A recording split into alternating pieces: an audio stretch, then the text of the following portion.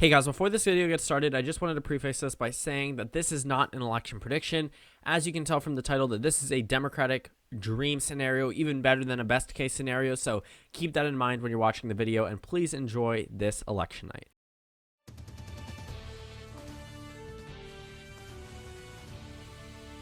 Good evening.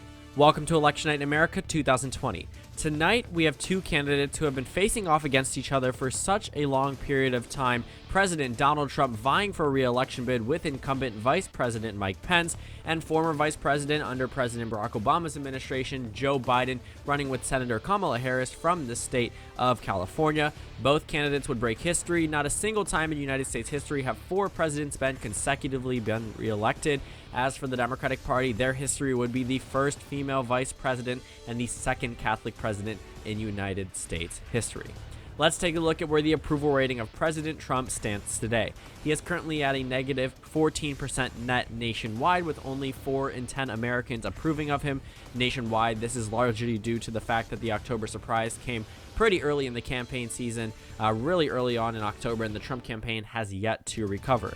As we can see over time, that President Trump's approval rating was narrowing up a little bit closer towards the election, but as we started hitting November, his numbers continued to dwindle. As for the presidential race, Joe Biden is up 16 points nationally, a double-digit lead. There's a 5-point margin of error, so it could be as low as an 11-point lead nationwide, but 16% is absolutely unheard of entering into a presidential election campaign. The last candidate to be up double digits on election day was Ronald Reagan.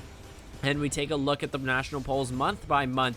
As you can see, the election narrowed up right in the beginning of October, and then the October surprise was released, and Joe Biden took the largest lead possible, the largest lead that we've seen in an opposing candidate in decades, if not over half a century. At this point, Biden is up 16%, and now let's get right into our first poll closings of the evening. At 7 p.m. Eastern Time, we have 60 electoral votes at stake from 2 battleground states, Virginia and Georgia, and 4 remaining states, Vermont, South Carolina, Indiana, and Kentucky. The first call of the evening, Vermont, with its 3 electoral votes. Joe Biden is the projected winner. No real surprise out of this state, Bernie Sanders' home state. In Virginia, 13 electoral votes, typically a swing state. Not so much this time around. Biden is up, even though there are only traditionally Republican counties reporting, which is a very good indicator for the Democrats. In Kentucky, Donald Trump is the projected winner of their 8 electoral votes, a very competitive Senate race here. Senate Majority Leader Mitch McConnell in for a close one, and another close Senate race in South Carolina. But South Carolina, on the presidential level, 9 electoral votes. Donald Trump is the projected winner. Taking a look at Indiana, 11 electoral votes from Vice President Mike Pence's home state. Donald Trump is the projected winner. And in Indiana, in the governor's race, Eric Holcomb wins another re-election. He wins 4 years. He was first elected back in 2016. The Democrat was actually the favorite to win the race there because the former governor, now Vice President Mike Pence, was pretty unpopular in this state. Eric Holcomb now wins the governor's race here, re-elected to another 4-year term. In Vermont, they do things a little bit differently. Phil Scott wins the governor's race to another 2-year term, was re-elected back in 2018, first elected back in 2016. He wins in this solid Democratic state. In Virginia, Mark Warner, this senator, up 20% right now on our average. He wins his Senate race for another 6-year term. He will serve from Virginia. And in Georgia, on the presidential race, it is too close to call. Biden is currently leading with 16 electoral votes at stake. Roughly 40% of precincts have reported. In Kentucky, in the Senate race, Mitch McConnell and Amy McGrath in dead heat. Too close to call. A very close Senate race, the most expensive Kentucky Senate race in election history. $45 million raised on the Democratic side. Amy McGrath narrowly trailing Mitch McConnell. And in Georgia, Jon Ossoff takes a strong lead over David Perdue in this Senate race. Too close to call. 46% of precincts have reported.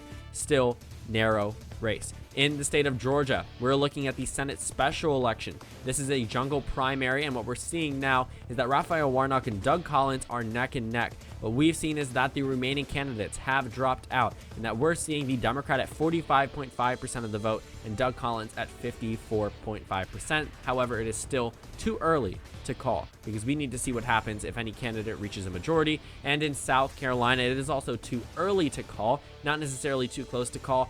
These characterizations are typically used when we have not too much of the vote reported, or Not enough reported in certain parts of the state where we can make a full characterization about it being too close to call. In certain states with large amounts of mail-in votes being counted already, it would be expected to be too early to call because we have yet to see the in-person voting results. But in South Carolina, Jamie Harrison and Lindsey Graham neck and neck. Jamie Harrison consistently out fundraising Lindsey Graham in every quarter of the election. It looks like he's narrowly running behind Lindsey Graham, but a number of precincts left to report. And on the presidential level, on the electoral map, Joe Biden has 16 electoral votes, and Donald Trump has 28 at this point. Moving over to the Senate map, the Democrats currently hold 36 seats, their first victory of the evening in Virginia. For the Republicans, they have yet to carry a single race. And in the governor's mansion, nationwide, where we're looking across all of the 50 governors, the Republicans currently hold 21, picking up 2 from Indiana and Vermont in our 7 p.m. poll closings, and 20 for the Democratic Party. Let's move over to our 7:30 p.m. poll closings. We have 38 electoral votes at stake. West Virginia, which is known to be a very solid state, North Carolina and Ohio are 2 battleground states very closely watched this election. In West Virginia, Donald Trump is the projected winner, 5 electoral votes. Every single county went to him back in 2016, and it looks like it is on track to do the same. In West Virginia's Senate race, Shelley Moore Capito easily reelected. She was first elected back in 2014. This is her second time being elected to the United States Senate. And in West Virginia, this is another call for the GOP. Jim Justice, the previous Democrat governor who actually switched parties back in 2017, endorsed Donald Trump in his reelection bid. Now the Republican governor from West Virginia reelected. This breaks a streak of Democrats being elected governor in West Virginia. And in the state of North Carolina, the governor's race here, Roy Cooper is easily reelected. First elected back in 2016 by a margin of 0.2%, easily winning his re-election bid this time around. One of the only Democrats approved of in traditionally Republican states. He wins another 4-year term in North Carolina. But on the presidential level, it is too close to call. Donald Trump narrowly running ahead of Joe Biden, 15 electoral votes at stake, 42% of precincts reporting. And in Ohio, another battleground state, 18 electoral votes went to Obama back in 2008 and 2012, went to Trump in 2016, has been correct for 60 years. Joe Biden currently leads with around a third of the vote reporting. Very, very close. And in the state of North Carolina on the Senate race, Cal Cunningham and Tom Tillis in a very narrow race, 55% of precincts reporting, too close to call at this point. And on the electoral map, Joe Biden holds 16 electoral votes to Donald Trump's 33. You can see at the bottom of the screen the too close to call states, highlights of what you see in terms of who's leading in each state. In the U.S. Senate race, there are 36 Democratic seats now and 31 for the GOP. They got an additional seat from the state of West Virginia. Very close races at the bottom of the screen. And on the governor's race, not much changing. The Democrats are up to 21, the Republicans up to 22. At the bottom of this screen, you can see who has the chances at winning either the White House, the United States Senate, or the United States House of Representatives as the evening progresses. Let's take a look at our 8 p.m. poll closings, the largest electoral college batch of the evening, but surprisingly, the one with less electoral votes. In the swing state column, we have Maine, New Hampshire, Pennsylvania, and Florida. Again, the rest of the states are typically considered to be safe, though we do have some interesting races out of these Senate races. In the state of Massachusetts, Joe Biden easily wins their 11 electoral votes. Not a surprise for the Democrats. In Connecticut, 7 electoral votes. Joe Biden is the projected winner. Joe Biden will also carry the state of Rhode Island with its 4 electoral votes. There are some discussions as to whether or not they will be losing an electoral vote following the 2020 census in this state. In Maryland, very, very close to D.C., Joe Biden wins 10 electoral votes out of this state. In Delaware, his home state, the state he served as a senator from, 3 electoral votes easily going to Joe Biden. Joe Biden will also carry the District of Columbia, the most liberal part of the United States, totaling up to 3 electoral votes, has been a very big topic of discussion for a potential, statehood referendum if Joe Biden is elected president and the Democrats do win the Senate. We will see by the end of the evening how that goes. And in Illinois, 20 electoral votes, Joe Biden wins in this state. Moving over to New Jersey, 14 electoral votes, Joe Biden is the projected winner. No real surprise. And in Maine, 3 out of the 4 electoral votes have been projected for Joe Biden. Maine at large was close in 2016. It doesn't look like it's going to be close this election. Now in New Hampshire, traditionally a battleground state, usually goes with the election winner, but went for Secretary Hillary Clinton back in 2016. Joe Biden wins New Hampshire's 4 electoral votes. It was a 2,000 vote margin in 2016. It's shaping up to be much, much larger than 2,000 votes, to say the least. In Pennsylvania, Joe Biden's birth home state, this is a very surprising victory. This is a flip from 2016. It seems that the Democratic Party has started winning over the blue wall, back to the Democratic column very, very quickly. 20 electoral votes from Pennsylvania. Joe Biden is the projected winner. This is the first flip of the evening. As for Donald Trump, he can enjoy a victory in the state of Tennessee. 11 electoral votes, easily going back into the Trump column from 4 years ago. And in Alabama, though there is a competitive Senate race, the presidential race is far from it. 9 electoral votes Donald Trump easily captures from this state. In Missouri, 10 electoral votes, previously an election bellwether, not so much following the 2012 election, easily going to President Trump. And in Mississippi, 6 electoral votes. While this state is experiencing very large amounts of black turnout statewide, Donald Trump still wins the presidential race in this state by a pretty comfortable margin. And in Oklahoma, 7 electoral votes, a state that went to Trump in 2016 by one of the largest margins out of any state. Every single county voted for him. 7 electoral votes, Donald Trump wins. And in Delaware, the Senate race, Chris Coons easily reelected to his Senate bid in that state. In Illinois, Dick Durbin, senator, the incumbent senator, reelected to another 6-year term from Illinois.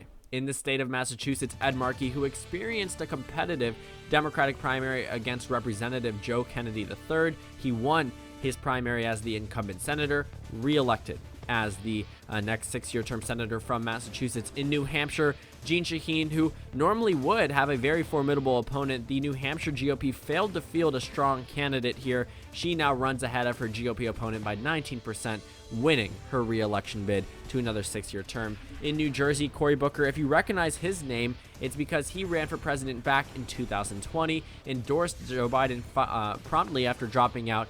He is reelected to the United States Senate from the state of New Jersey. And in Rhode Island, the Senate race here, Jack Reed reelected to another 6-year term.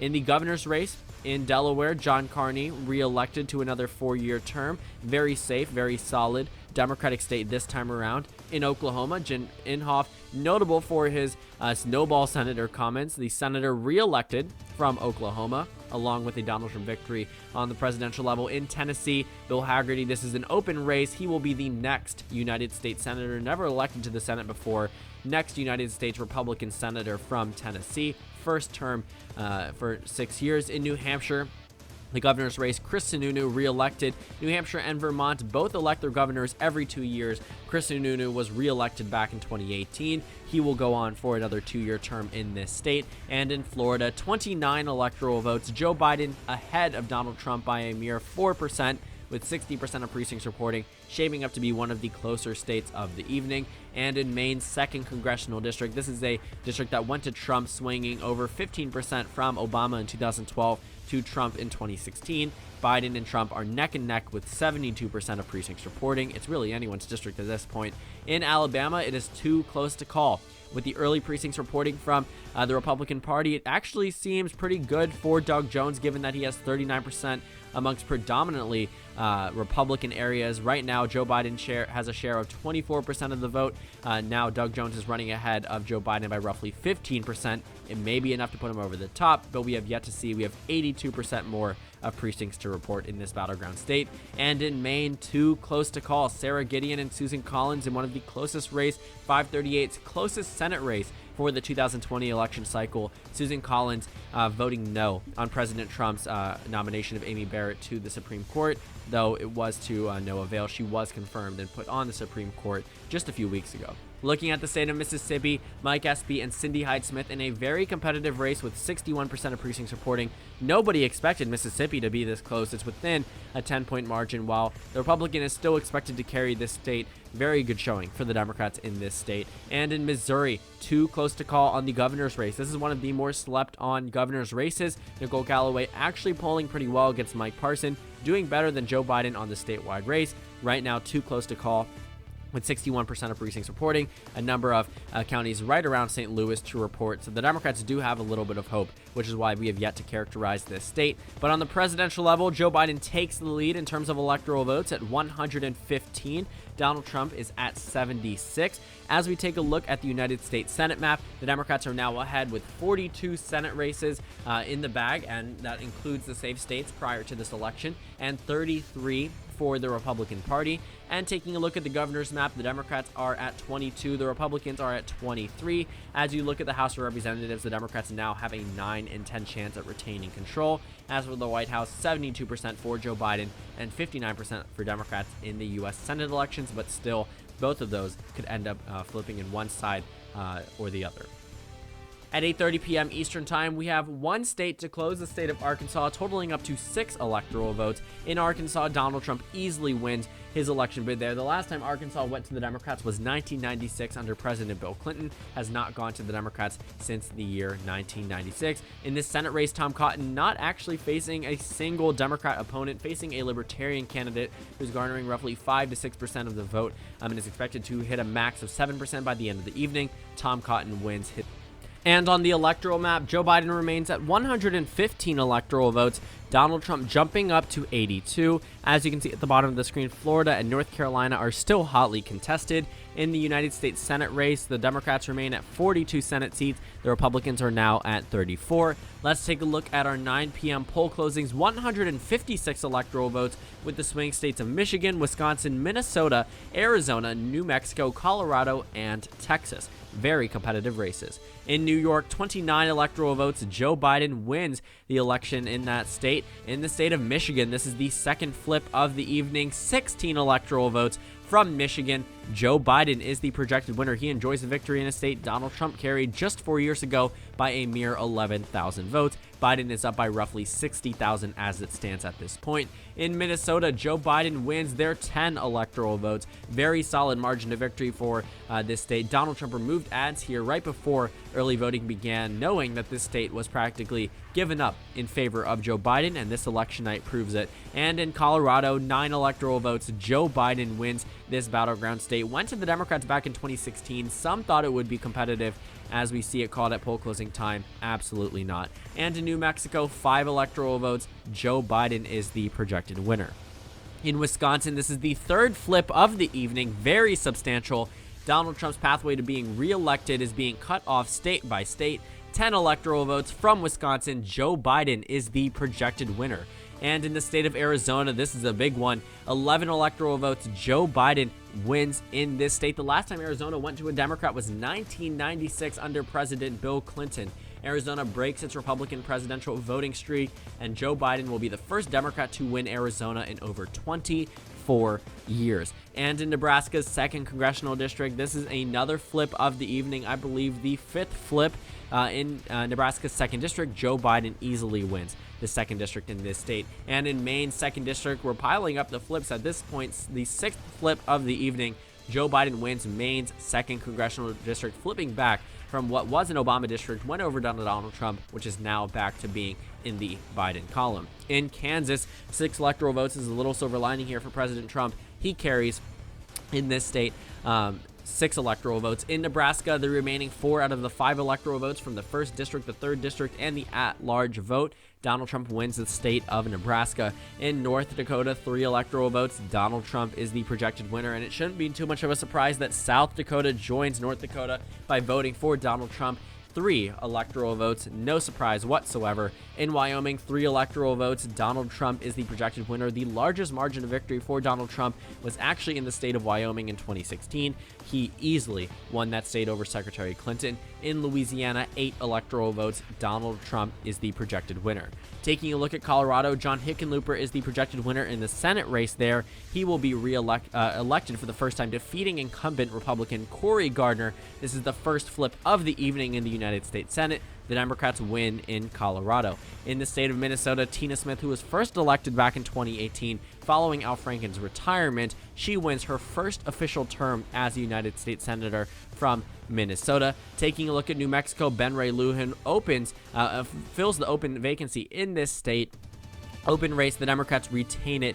Ben Ray Luján goes on to be winning his first term in the United States Senate. No real surprise, New Mexico is a solid Democratic state. And in Michigan, Gary Peters easily defeats John James in this battleground state, winning another 6-year term. This was a more competitive state on the Democratic side, but as we can see, Gary Peters wins on election night. And in Arizona, Mark Kelley, I don't think this came to a surprise to many people. Martha McSally in a very not close race whatsoever. To put it frankly, Arizona goes to the Democrats, and it seems as if Martha McSally has handed the Democratic Party two Senate races simultaneously, back-to-back, 2018 to 2020. Mark Kelley will go on to be the next United States Senator from Arizona. In 2016, they had two Republicans in their Senate delegation. They now will have two Democrats. He will be seated by the end of the month. And in North Carolina, Cal Cunningham wins in this battleground state, defeating incumbent Republican Thom Tillis. Now, North Carolina has a very shaky history with incumbents on both the Republican and Democratic side. It seems as if Cal Cunningham has continued that legacy. He defeats the incumbent Republican senator from North Carolina by a pretty astounding margin. And in Maine, Sarah Gideon defeats Susan Collins. This is actually the most competitive Senate race according to 538, and it really does not actually show this time around. Sarah Gideon easily defeating Susan Collins in this battleground state. It's likely due to the fact that Amy Barrett was still confirmed to the Supreme Court regardless of Susan Collins's firm opposition to it. It seemed as a futile effort to win back independent voters in this race, and it seems as if Sarah Gideon, who was the Speaker of the Maine House of Representatives, will go on to serve as the next senator from this state. And in Louisiana, Bill Cassidy, the Republican senator, wins his re-election bid there, winning an outright majority in the jungle primary. Does not need to move on into a runoff. In Nebraska, Ben Sasse, who previously was in firm opposition to President Trump in 2016, now in full-fledged support, he wins his election in this state. In South Dakota, Mike Rounds wins the Senate race for another 6-year term, the incumbent Republican. And in Wyoming, Cynthia Loomis fills the open seat here, another Republican hold for the GOP. And in Texas, 38 electoral votes, Joe Biden and Donald Trump in a very close heat right now. Donald Trump leading by roughly 3% with 57% of the precincts reporting.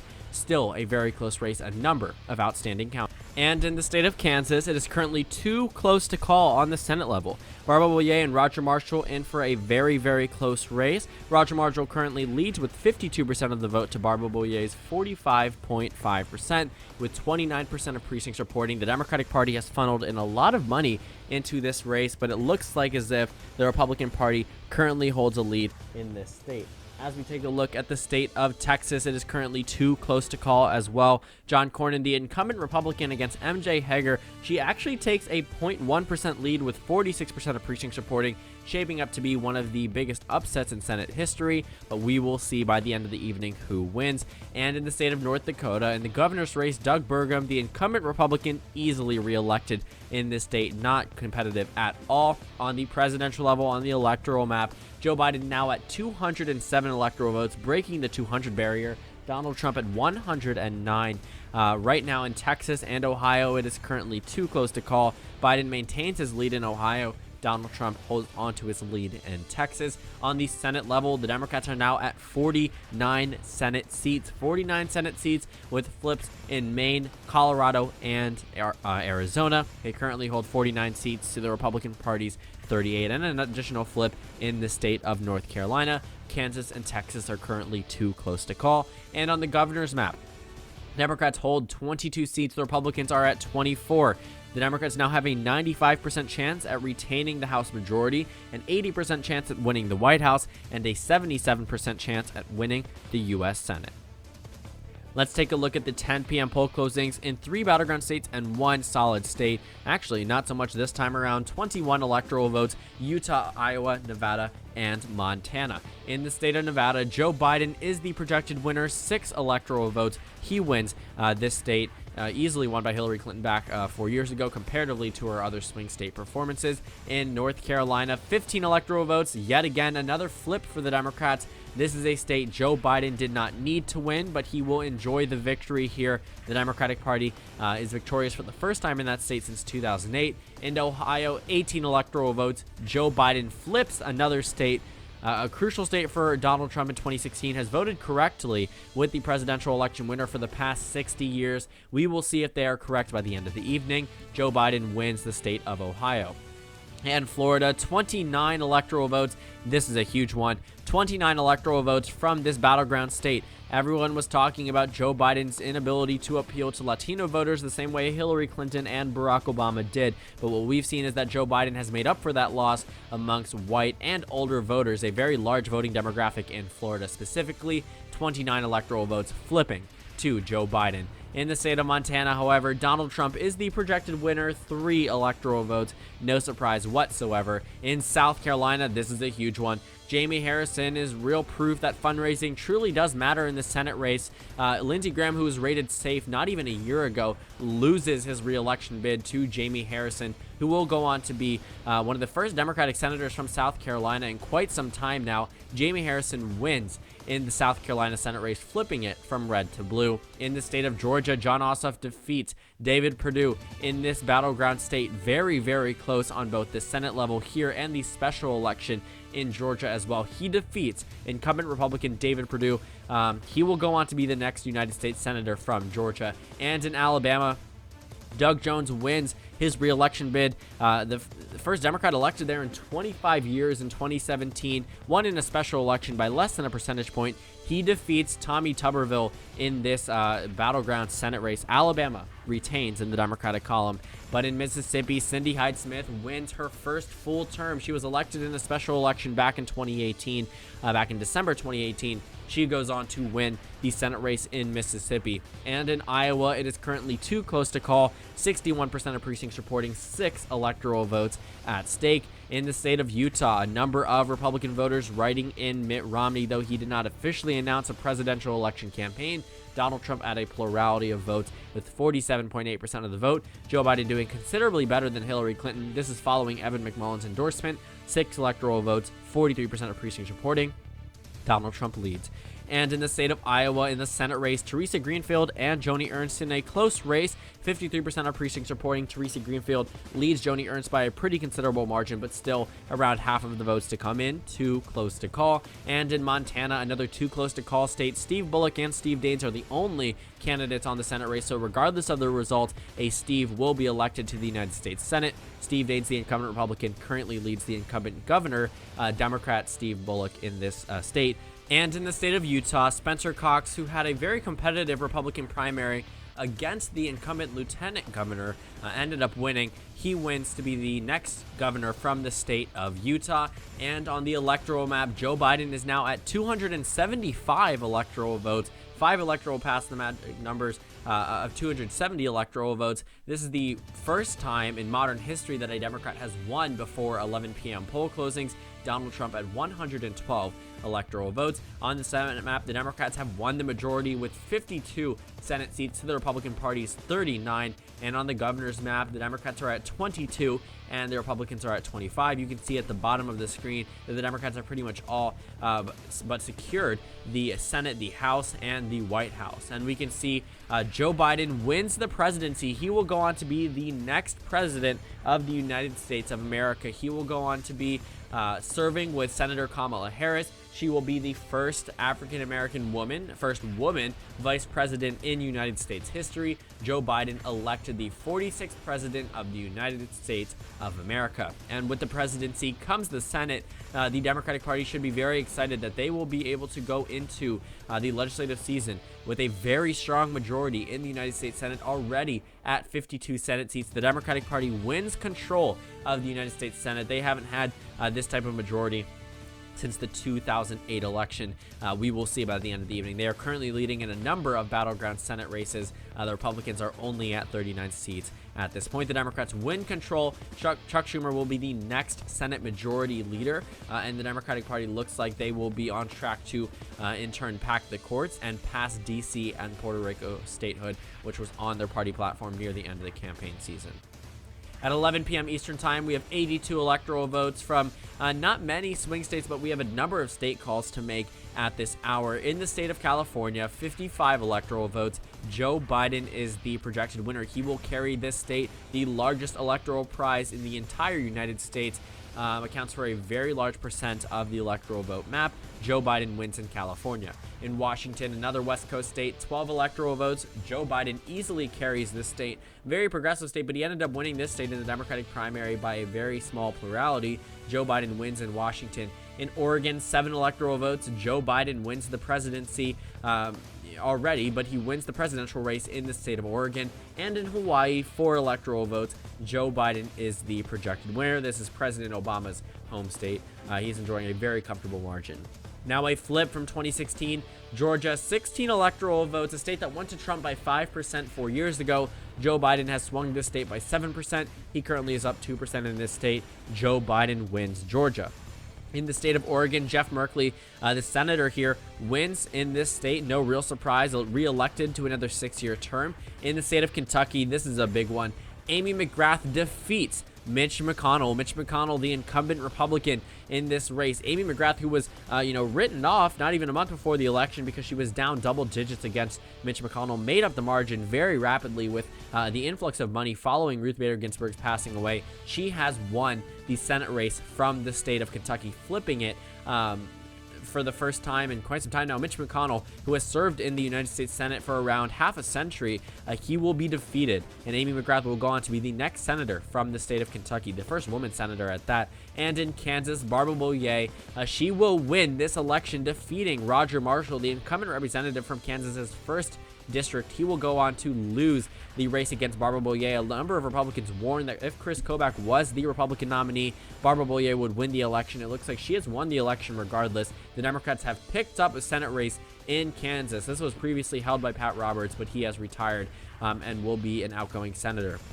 through 2020. But in Idaho, a little bit of a silver lining here for President Trump. He carries Idaho with its 4 electoral votes. That was never even in contention in the Idaho Senate race. Jim Risch easily winning his re-election bid there. Again, no real contention there. But in Missouri, this is a big one. Nicole Galloway wins the governor's race there against the incumbent governor, Mike Parson. Now, this was Mike Parson's first re-election, the first time he would be elected as governor. It looks like the Democratic Party funded a lot of money into Nicole Galloway with the issues of redistricting being discussed nationwide through the 2020 census. She will go on to be the next governor from the state of Missouri. Nicole Galloway winning here. And in the state of Washington, Jay Inslee will easily win the governor's race here. He's on his 3rd term now. The incumbent Democrat ran for president in 2020. He will win the governor's race in Washington. Now on the electoral map, Joe Biden enjoying numbers similar to Obama in 2008, 369 electoral votes to Donald Trump's 160. And on the Senate map, the Democratic Party now has 55 Senate seats, flipping numerous states. Right now, Montana is very, very close, and so is the Georgia Senate special election. We have 5 races yet to be called. The Republicans remain at 40 seats, and in the governor's races, the Democratic Party is now at 23 governorships. The Republican Party is 25. As you can see at the bottom of the screen, the Democrats have officially won the United States Senate, the United States House of Representatives, and now the White House. The Democratic Party has reached a government trifecta. Taking a look at the 12 a.m. state calls, we have 50 electoral votes to jump into and some other calls to make. In the state of Texas, this is a very big one. 38 electoral votes. Joe Biden is the projected winner. He easily has swamped the electoral map in favor of the Democratic Party. He will be the first Democrat to win the Electoral College with 400 electoral votes or more since Lyndon B. Johnson back in 1964. Half a century has passed, and the Democratic Party has officially returned back to very, very large Electoral College presences. They win Texas with its 38 electoral votes. Huge flip for Joe Biden, a state that went to Trump by 9% back in 2016. In Iowa, another state Trump won by 9% in 2016, 6 electoral votes. Joe Biden wins the state of Iowa. And in the Georgia Senate special election, Raphael Warnock defeats Doug Collins in this battleground Senate race, one of the closest Senate races of 2020. He goes on to be the next United States Senator from Georgia. Like Arizona, previously had 2 Republicans in the Senate makeup, will now go on to have 2 Democrats serving in the United States Senate following the 2020 elections. And in Texas, MJ Hegar wins in the Senate race. This is a huge flip for the Democratic Party. Incumbent Republican John Cornyn loses to MJ Hegar. Now, many Democrats and Republicans alike said this wasn't possible, but she has proven that it is possible. Following a loss in 2018, she goes on to be the next United States Senator from the state of Texas. And in Montana, Steve Bullock defeats Steve Daines, the incumbent Republican from this state. He will go on to be the next United States Senator from Montana, which will now have a 2 Democrat delegation in the Senate following 2020. But in Utah, Donald Trump will carry their 6 electoral votes, closer than expected, but still landing in the Trump column. And on the electoral map, 413 electoral votes for Joe Biden, 122. You can see over 10 flips on your map. Donald Trump and Joe Biden nowhere close. Joe Biden over almost over 200 electoral votes over Donald Trump in this state. Very, very substantial, almost 300, sorry, with 413 electoral votes to Donald Trump's 122. Donald Trump not carrying a single battleground state. And on the Senate map, the Democrats are now at 59 Senate seats. They need 60 to break through to a filibuster-proof majority. The Republicans at 40. There are flips in a number of Senate races as well. 12 on your screen in total. North Carolina, Georgia, Texas, Arizona, Kansas, South Carolina, Texas, Maine, Georgia, special election, Iowa, Montana, and Kentucky, with 1 Senate race outstanding. And as you can see on the governor's map, finalized at 25-25, the Senate, White House, and House all won by the Democratic Party. The Democrats pick up Missouri in the Senate races, in the governor's race here. And at 1 a.m. Eastern Time, we have 3 electoral votes from the state of Alaska and a very competitive Senate race to take a look at. In the state of Alaska, Donald Trump is the projected winner. 3 electoral votes. He will win this state. The final call of the evening goes to President Trump. On the Senate level, it is currently 2 close to call. Dan Sullivan and Al Gross, an independent who has now announced that he will be caucusing with the Democratic Party following their overwhelming majority in the United States Senate, which would actually get them to 60 Senate seats. 39% of precincts reporting it is currently 2 close to call. Al Gross at 48.5% of the vote. Dan Sullivan at 50.3%. And the only map that we really should be taking a look at is the Senate map. 59-40. Numerous flips, 12 flips in total. Alaska might be an addition to the Democratic Party's column. 59 Senate seats for the Democrats, 40 for the Republicans. This would be the final blow in the GOP, giving the Democrats a filibuster-proof majority following this election if Al Gross does end up taking ahead in this battleground state. At 2:13 a.m. Eastern Time, we have 1 Senate race to call from the state of Alaska, and Al Gross is the projected winner from the state of Alaska. Now, he will be an independent, but he does plans to caucus with the Democratic Party. It's very hard to be an independent in the Senate or House. They typically do end up caucusing with one party or another. Al Gross has announced that he will be with the Democratic Party following the 2020 elections, which means the Democratic Party officially has 60 Senate seats. We'll take a look at the Senate map in just a moment. But as you can see on the finalized electoral map, the Democratic Party has a 413 electoral college victory over Donald Trump at 125. Donald Trump called Joe Biden early in the evening to concede the race. It seemed as if this election wasn't even going to be close. Joe Biden proved that, being the first Democrat in over half a century to win with over 400 electoral votes, even larger than Obama in 2008. As we take a look at the Senate races, also larger than Obama and the Democrats in 2008, something the Democratic Party could not reach, which was 60 Senate seats. The Democratic Party now has officially hit 60 Senate seats to the Republican Party's 40. Absolutely deafening majority over the GOP. It looks like they're going to be in for a couple more competitive races in the 2022 midterm elections, but the Democrats absolutely doing very well on the Senate map. And on the governor's races, we have seen that the Democrats are now at 25 governorships and the Republicans are at 25 as well. A net gain of 1 from Missouri for the Democratic Party. They easily won the Senate, easily won the White House, and obviously easily won the House of Representatives. And thank you guys so much for watching this video. Just a reminder, this is not a prediction whatsoever. Don't take it as one, please. On the screen, you can subscribe on the left if you haven't already, just to see more content like this. And on the right, you can see a video you can watch and then a playlist of my other 2020 election night videos. At the bottom left of the screen, there's also my social media, my Instagram and Twitter. And also in the bottom, in the description box of this video, you can check out my merchandise. I just released it fairly recently, so go ahead and check that out. Again, thank you guys so much for watching this video, and I will see you all later today.